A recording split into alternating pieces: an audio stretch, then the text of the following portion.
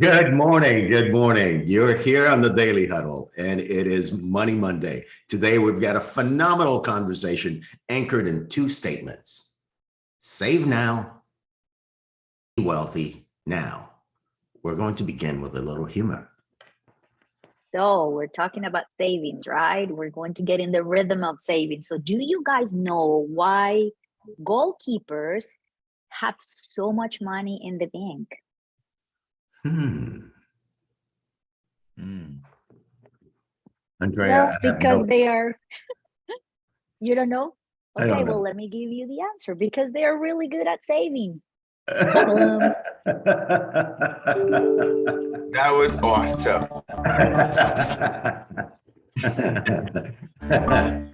They are really good at saving.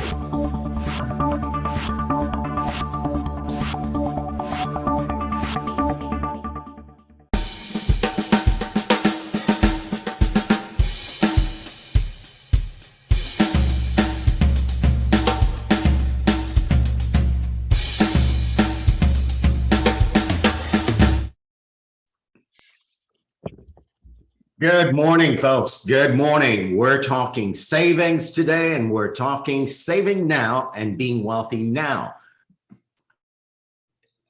We want to anchor this conversation in two fundamental questions. I'll say them, and then we'll create a few questions to anchor ourselves, right? Save now. The fundamental question is, why do we save? Be wealthy now. The fundamental question is, can you be wealthy now? Well, before we get into that, I have a few questions to ask you, my friends. Andrea, good morning. Good morning, Saurel. Andrea, where are you? I am right here. The only place I can be. And who are you going to hug today? I am going to hug my boyfriend who is next to me and my daughter who is coming back from a weekend with friends. Awesome, awesome. Coach Gio, traveling over the weekend. Brother, how are you? And what are you grateful for? Good morning, Saurel. How I am? I am the way I say I am. And today I say I am intentional. And what am I grateful for? I am grateful for, let's see. Today I am grateful for my body. Thank you, Gio. Thank you, Andrea. And collectively, what time is it? The time is right now. And when do you save? Now. When can you be wealthy? Now. Now, let's deal with the two fundamental questions, Andrea. The first question is, well, why do we save? Have you ever heard the squirrel method of saving? You know, people laud squirrels. It's like, man, squirrels are really smart. They save for the future. Well, there's this notion of saving for a rainy day. Mostly, if you ask people the question, why do you save? They'll say, I'm saving for a rainy day. That is, I'm saving for a future that I'm afraid of and that I don't want. Now, there's something really funny about the human brain. You get what you save. Now, what I'm telling you is not the truth, Andrea, but I want you to be with it for a moment. If we're going to shift our mindset when it comes to our relationship with money, why we save may matter. So if we're saving for a rainy day, it could be that we're creating a rainy day.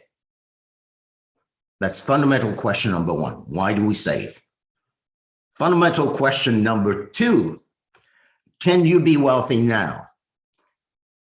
I'm asserting that in a world where you're saving for a rainy day, you can't be wealthy now. Being wealthy in that context resides in a distant future that when the future I really want is real, I'll be wealthy. I'll be wealthy when I've paid off all my debt. I'll be wealthy when I've bought the house I want. I'll be wealthy when I have that car. So both saving and being wealthy live in a future I don't want and that I'm afraid of. The invitation I'm creating this morning with is, what if we could flip that and create new answers to both fundamental questions? So why do we save? I'm proposing this answer to that question. I save to create a future I want and to make my money work for me.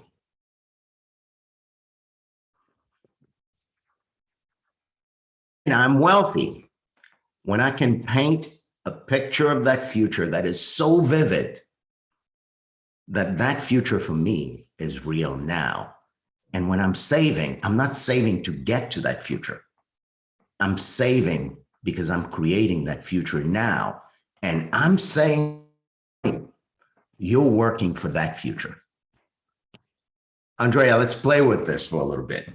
What's a future that you could create to save for, to give your money a job? So that's one of the things that we've been discussing throughout this series, is to put your money to work for you, right?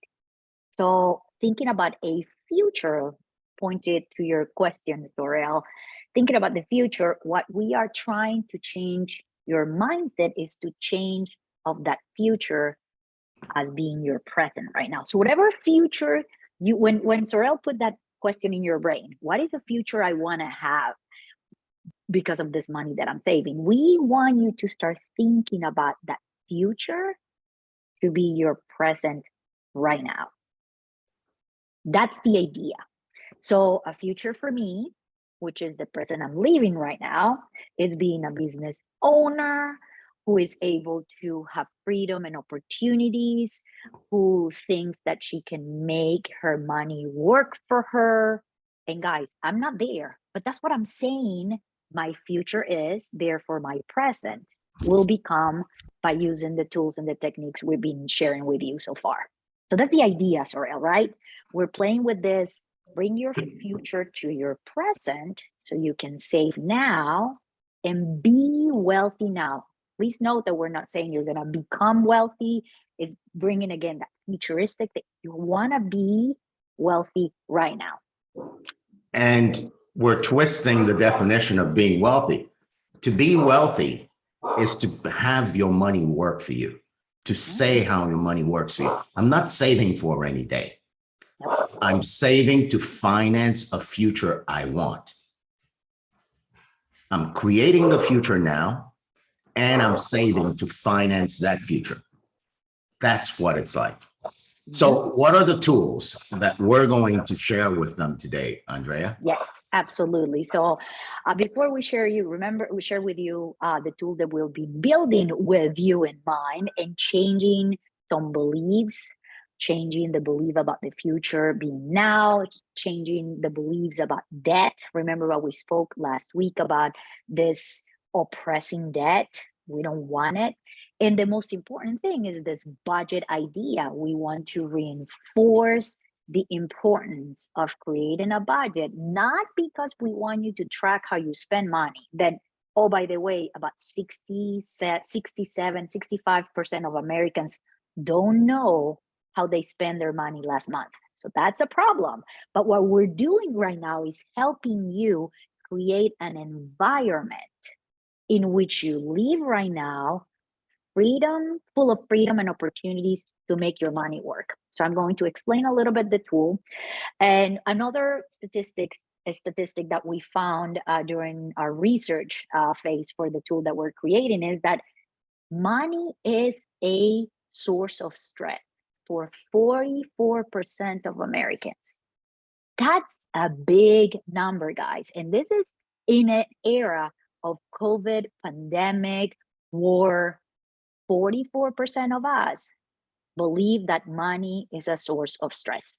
So we are not saying you're going to live a stressful life, because we believe that stress could help you promote and make your brain think in this creativity. But we're going to help you create this environment in which you have the tools and the knowledge. Remember, it's a mindset and a tool to create this world of freedom and opportunity. So let me, give me 1 second. Let me jump here on screen and move things around. I'm gonna share it. So you should see, again, the spreadsheet we've been creating. And as we do every week in this series, we're going to remind you about this important tool, which is creating your zero-based budget, created in order in which you start with the money, it comes to you, then how the money flows in your wall by starting with given, then doing your savings. We're going to go in a little bit of details today. Then going into your 4 walls, which are food, utilities, shelter, and transportation. And then after that, you do the rest of things that allow you to have the life that you currently have. Those include your insurance, your health, personal and lifestyle, entertainment, miscellaneous. And hopefully you don't have too much in this corner, but again, we're helping you create an environment in which oppressing debt is not part of your life. But if you're still there, there is a tool here to plan for it. Last week, we talked about debt, how it's important to put it in a snowball effect. You do start with the smallest one, and then you trigger and continue going down the line. And today, we show you the savings idea at the top before, but now we're extend into how to do it, some recommendations. Again, this is based on generally speaking. So if it's specifically to you guys, we will be more than happy to sit down and tailor the discussion for you. Okay, let me refresh your memory about the order in which we are recommending you to save. And again, saving now, so you're wealthy now. Start with this $1,000. And I know that we're not saying emergency and you're planning for a rainy day, but if you have this money right now, as Saurel said, you're saving now and you're being wealthy now, because another interesting percentage here, almost 80% of Americans don't have $1,000 saved for any emergency that may experience in the near future. We're not talking about long term. We're talking about today. Dishwasher broke. Almost 80% of Americans don't have that money, so they can pay. They will probably put it in their credit cards. So we want you to start with this one. And the recommendation that we found, and you can see it here on row 17, you save this $1,000 on a regular savings account that you can easily go to, but only after you answer these 3 questions. Is it truly unexpected, or is this something that I just want to upgrade my dishwasher? Or is it really broken? So is it truly unexpected? Is it necessary? Yeah, it broke. I need a dishwasher. So that's a yes. Is it urgent? Yes, there is water damage. So you see where we're going with this. It's a tool for you to evaluate your current present and then make a decision to tap into that savings account, get the money you need from to repair what you're currently experiencing. So that's number 1. Number 2, we mentioned last week that we want you to save as much as you can to pay your oppressing debt. And our recommendation is to save that money into a high yield savings account or a money market account. Why? Because while you save that money, you're putting your money to work for you. We don't want to keep it just in a savings account, which you're not going to be making a lot of money. But we don't want you to put it in an account where you cannot tap into 6 months, because the whole idea is we want you to pay your debt, the oppressive one. Everyone following? So first one, your savings, which is regular savings account. When you're saving money to pay your oppressing debt, we want you to save it on a high yield savings account. Number 3, same one as step 2. When you start building, when you pay all your debt and you start saving for the 3 to 6 months emergency fund, and again, we're calling it emergency, but it's for your present, things that you need right now, we want you to put it in a high yield savings account or a money market account. If you have any sinking funds that you want to save for vacation, holiday presents, things, you save them into regular savings account. And now let's talk about what to do. And everyone goes here extremely excited about the last 3 steps, which are saving for retirement, saving for college, if you have kids, or if you want to save for your college, and save to pay your good debt, which is your home or any small business debt that you may have. Saving for retirement, we recommend to do 15% of your household income. It's not 10, it's not 12, it's not 23, it's 15. So you don't have to make any decisions. It's a number, just go with it. Again, the whole idea of this is becoming a habit of helping you put your money to work for you, creating this environment for freedom and opportunity. Okay. And now you're going to ask, okay, Andrea, but what is the recommendation? If you're an employee, a person who is employed, or if you're a business owner, there are different things you could do. Absolutely. So let's start with, if you're employed by somebody, if your company has a 401k, there is nothing else that you need to be, besides putting 15 on it. That's the first step, because it's a 401k and you need to take advantage of the company match. You have to. That's your first thing. Don't think about simple IRAs. Don't think about, just go to the 401k, do the maximum that they asking you to take advantage of the fully company match. And let's say that they ask you to save 6% and they give you 6 or 3 and 3, you do that. And the remaining to take you to the 50%, you put it on a simple IRA, Roth IRA.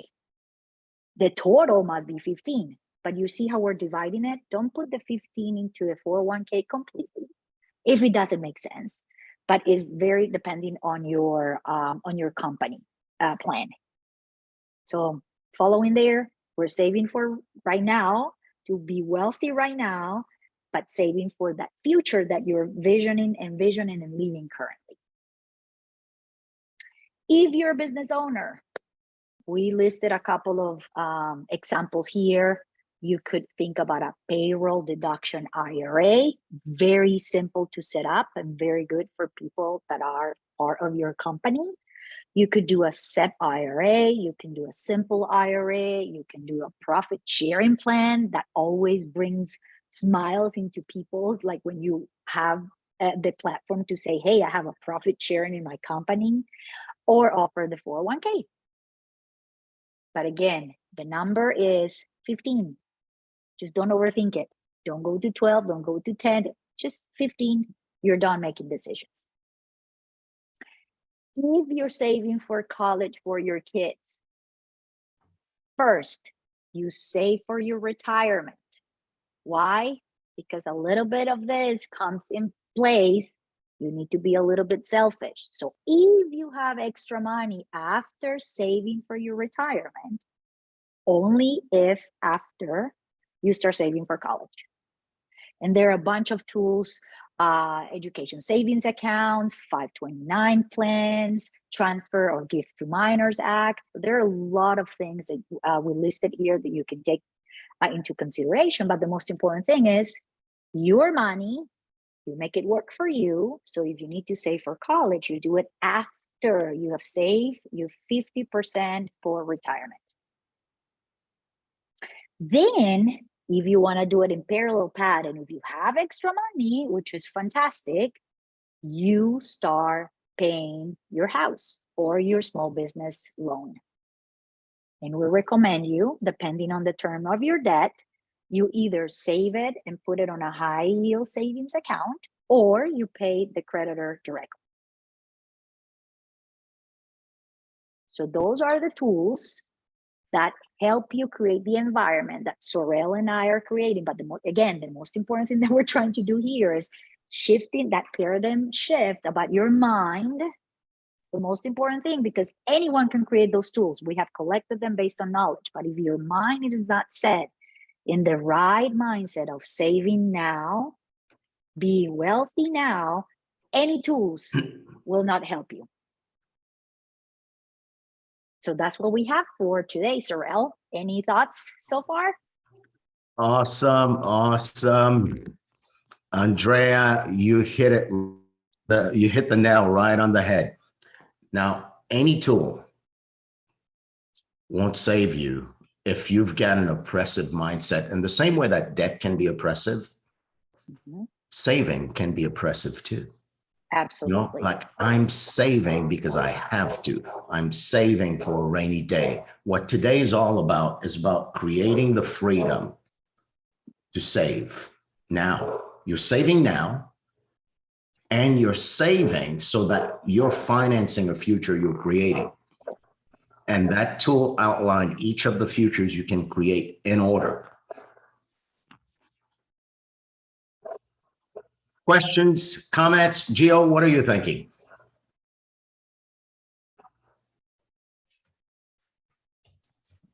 One of the things that that was sort of challenging me is to think in terms of saving now is being wealthy now, and so that was definitely a challenge, given that my mind it's so set on, if you will, a particular number is wealthy, not saving. Like seven figures, whether it's assets or whether it's the savings, okay, that's wealthy. But the habit of saving never quite forced my brain to see it. The habit of saving is being wealthy. Exactly. And so that was really interesting to challenge myself. And it's a real challenge. One of the things that I like about this conversation and the direction of the conversation is because what you are pointing to, Andrea and Saurel, you said 87%, 86% of people don't have $1,000 in the savings account. Okay, so this conversation is real for all of us. You know, the conversation is not as romantic, it's not as cool as, you know, making goals and dreaming. This one is more like on the court right now. We are behind on the scoreboard, and let's actually take the actions that get us ahead on the scoreboard. So those are my thoughts, Saurel. I'm being with the conversation more like questions. Yeah. But I do have a question, since the opportunity of questions are coming up. Andrea, you were saying in the context of retirement and saving for your kids' education, pay yourself first and then see if you can save for the kids' education. And I was challenged by that as well. Given that, you know, if you will, loosely, my brain goes into just do both, you know, and if you could lean on the education more, given that it's like more important than the retirement, you know, naturally, that's where my brain goes to. You know, kids' education is more important than my own retirement. I got to deal with my retirement later. I got to pay for the education. And that's coming up a lot faster than retirement. What is your thought process on that? The thinking, and thank you so much, Gio, because one of the challenges that we have seen, or I have seen with the people that I've worked with, particularly parents, is there is something in our brains that switches the moment we become parents. And our priority is them. And I'm not questioning that.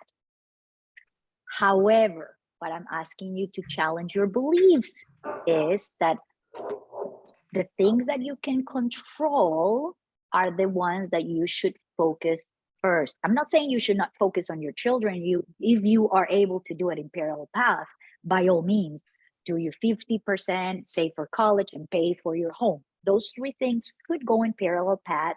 The parallel path, depending on your belief, in the way that you were raised, the way that you want your children to be raised.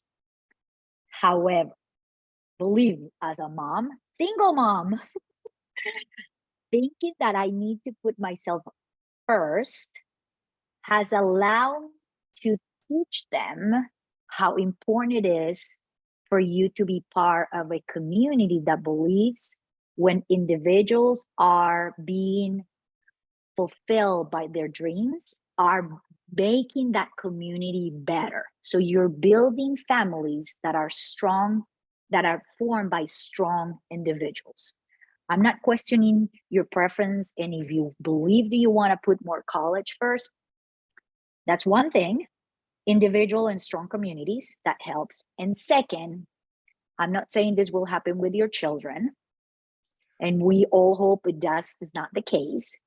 But what if they don't want to go to college? What if they decide entrepreneurship is their path? What if they fight with you and you don't have a good relationship with them, and at the time that they need to pay college?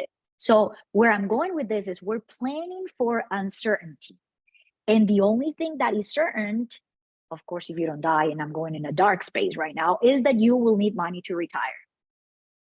So by putting your effort into the things that are going to help you and in the future them, because they're not going to have to worry about you because you have your money.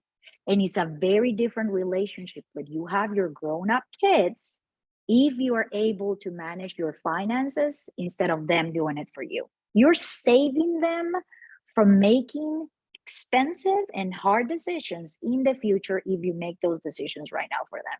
So it's about the present. So those are the two things why we recommend focusing on yourself first, strong individuals, strong communities, and two, you're preparing that relationship in the future to be one that you can have a good environment with your children. Saurel, would you like to add something to it?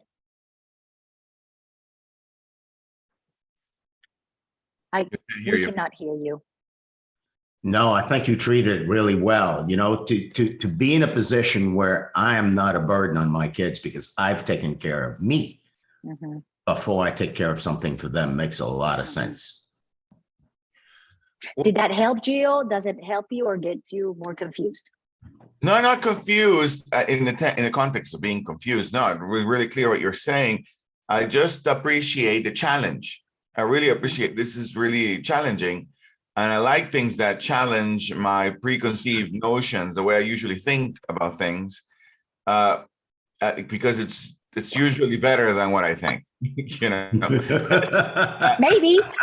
Usually, but it's a real challenge. It's a real challenge for me to think of my retirement first, and the notion. Obviously, well, my children may not go to college, right? And they may not take advantage of that. And then I have to deal with transferring that money, you know. It almost seems more responsible than the notion of not saving as much for college. But you said something really cool, really, really cool. And I never looked at it in that direction, was that the opportunity of creating a foundation of strong individuals by sharing with them, I pay myself first. And that's challenging for me, given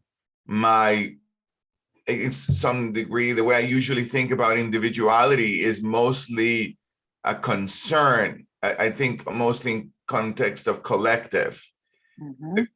Thinking of collective is better than thinking of the individuality. That's where I go naturally. But this angle really creates something powerful. Creating strong individuals is probably stronger for the collective. It's probably better for the collective to have a strong individual. So I like the direction of the conversation. Awesome.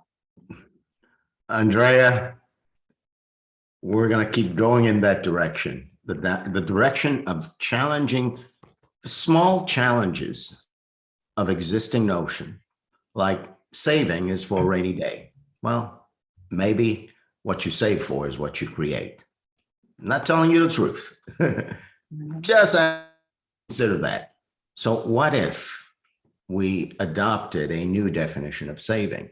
Saving is really the accumulation of cash and funds to fund a future you're creating vividly, that you're emotionally connected to, whatever that future is. And then you create bank accounts with specific jobs, just like Andrea showed you, and have your money work for you.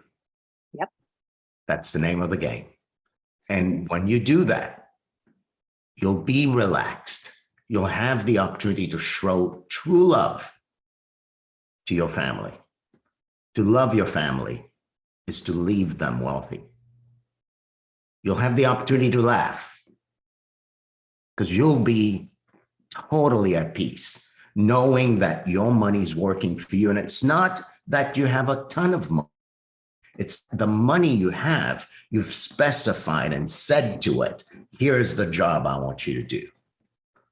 And in that space, you'll stress less. You might even convince yourself that eating more plant-based might be good for you.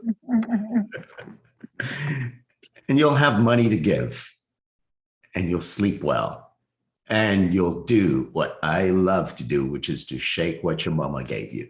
This is our show for today. My co-host is Andrea Villa Vélez. The co-founder of the Daily Huddle is Giovanni Gonzalez. We'll see you here every morning from 9 a.m. to 9:30 a.m. on the Daily Huddle. Join us tomorrow morning. Until then.